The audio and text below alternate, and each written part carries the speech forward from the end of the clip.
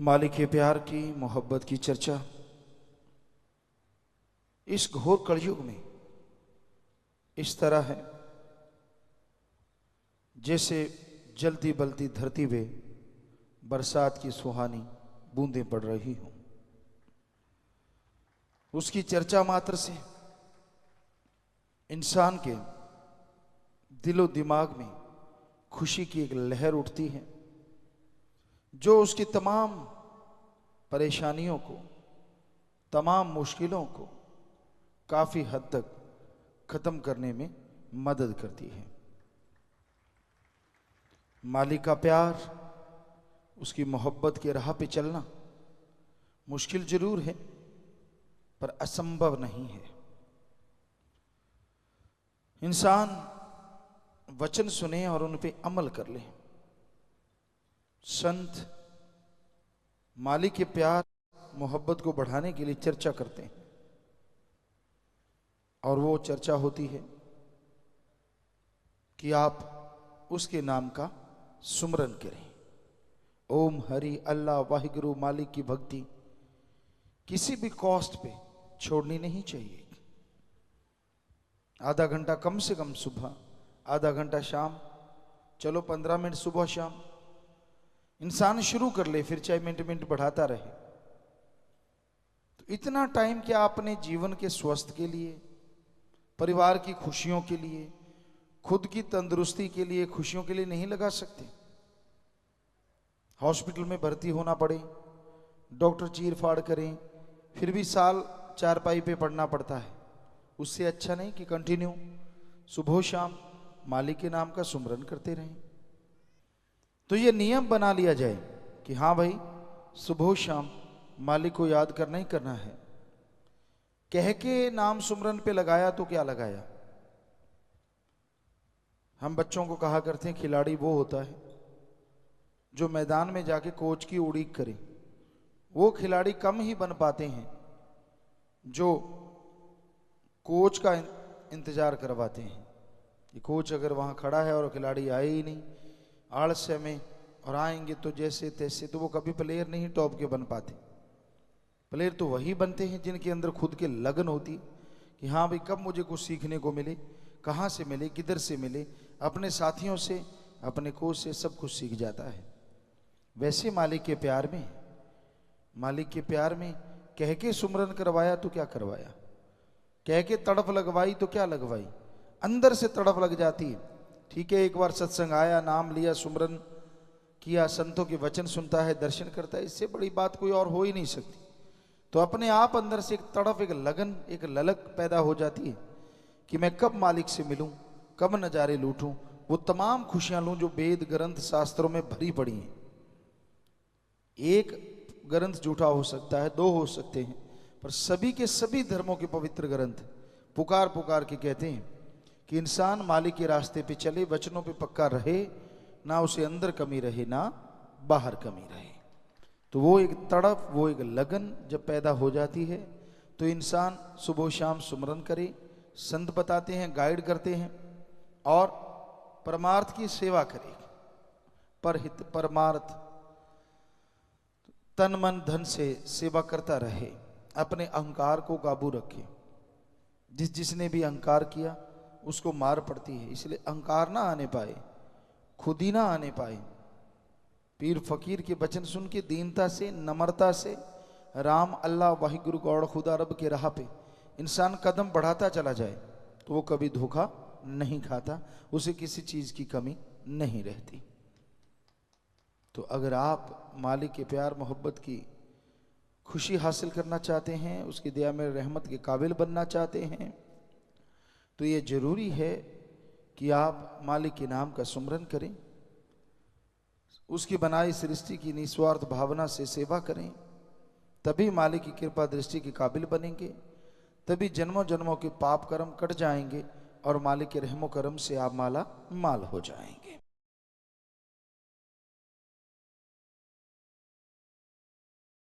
संसार जलता बलता भट्ट है। काम वासना, क्रोध, लोभ, मोह, अहंकार, मन माया,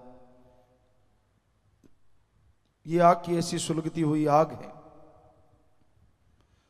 जिसके अंदर भी ये जलती है तो इस तरह से जलती है कि इंसान कभी चैन नहीं ले पाता। सुलगती आग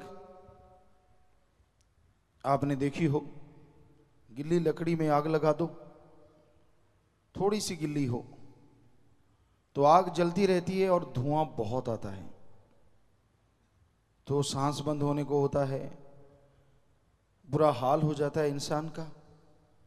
तो ये तो कुछ भी नहीं, काम वासना क्रोध लोभ मोह अहंकार मन माया की जो आग इंसान के अंदर सुलगती है वो इंसान को इतना गिरा देती है, इतना गिरा देती है कि इंसान के लिए इंसानियत, अल्लाह वाहिगुरु गॉड खुदा राम कोई मायने नहीं रखता। बस सुलगती आग में हमेशा सुलगता रहता है, हमेशा दुखी परेशान रहता है। काम वासना के ख्याल आए तो जो भी निगाह के सामने आता है उसे वो कामी कीड़ा अपने तरीके से मोल्ड करता है, बुरे कर्म करता है।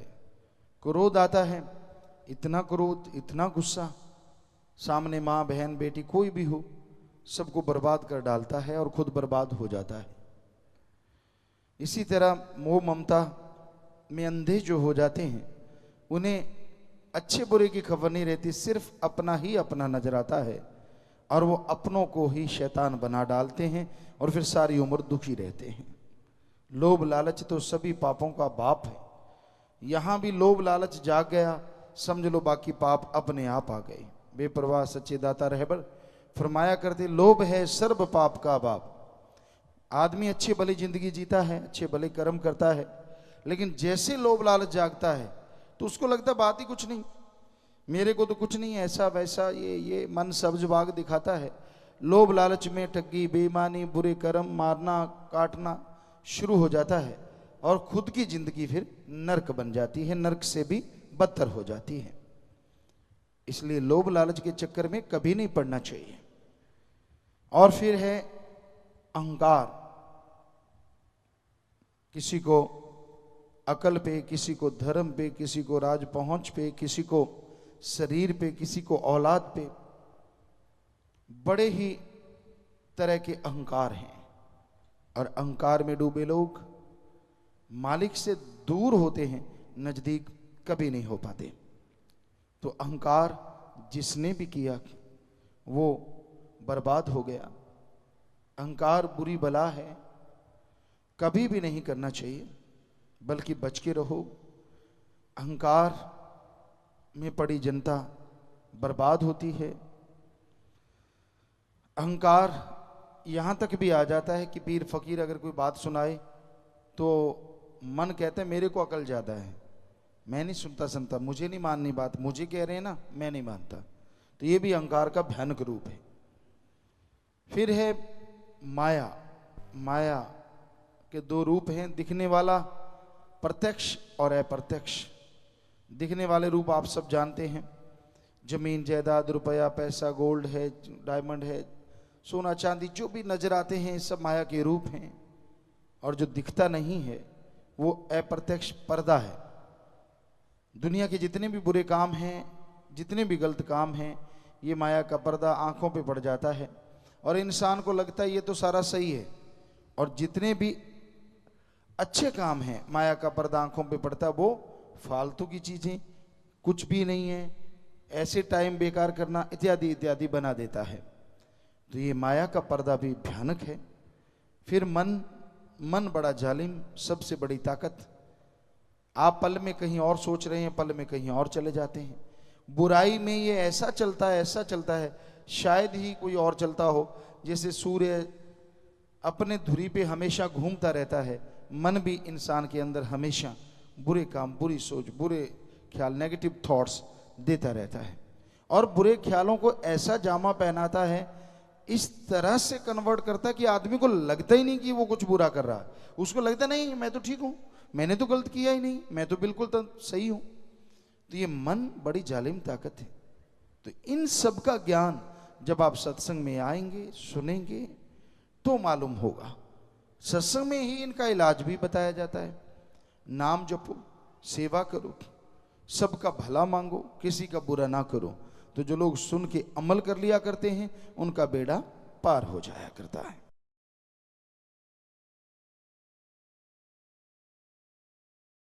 मालिक का नाम भाग्यशाली जीवों के हिस्से में आता है और वो और भाग्यशाली बन जाया करते हैं जो मालिक के नाम का सुमरन किया करते हैं। नाम एक ऐसी संजीवनी है जो मर्त प्राय इंसान को जिंदा कर देती है। राम नाम, अल्लाह वाहिगुरु मालिक का नाम ऐसी रसायन है जो हर रोग में काम करती है। आप किसी भी डॉक्टर के पास जाओ, किसी भी वैद्य से बात करो, ऐसी कोई दवा नहीं देंगे जो हर रोग में काम आए।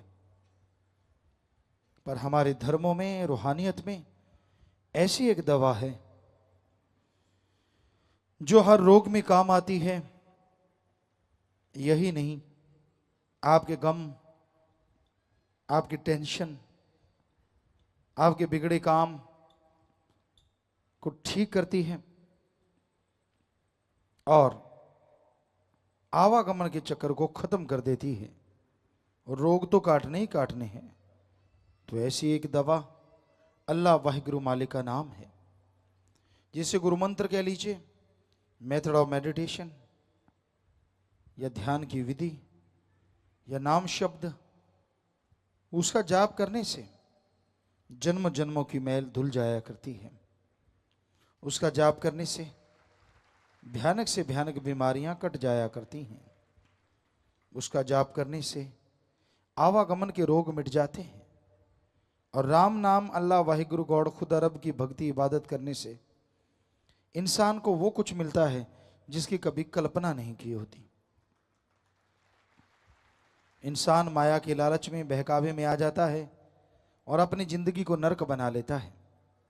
किसी के बहकावे में आ गया, किसी की बातों में आ गया और बेवजह, बिना वजह अपने आप को बर्बादी के किनारे ले जाता है। तो कभी भी मनमते लोगों का संग ना करो, मन के कहे ना चलो, अल्लाह वाहिगुरु मालिक सदगुरु मौला के कहने के अनुसार चलो। उस वाहिगुरु राम गॉड खुदा रब से मोहब्बत रखो। अगर आप उससे प्यार करेंगे, अगर आप उसकी भक्ति इबादत करेंगे तो यकीनन उसकी कृपा दृष्टि के काबिल बनते चले जाएंगे और वो सुख मिलेगा जो अरबों रुपए से आपको एक पल का नहीं मिल सकता। तो अगर आप मालिक की दया में रहमत को हासिल करना चाहते हैं, अगर भगवान की कृपा दृष्टि को पाना चाहते हैं, तो आप मालिक के नाम का सुमरन किया करो, मालिक की भक्ति इबादत किया करो। धन सतगुरु तेरा ही आशा सभी साध संगत जी से निवेदन है कि मेरा चैनल जरूर सब्सक्राइब करें जी। धन धन सतगुरु तेरा ही आसरा।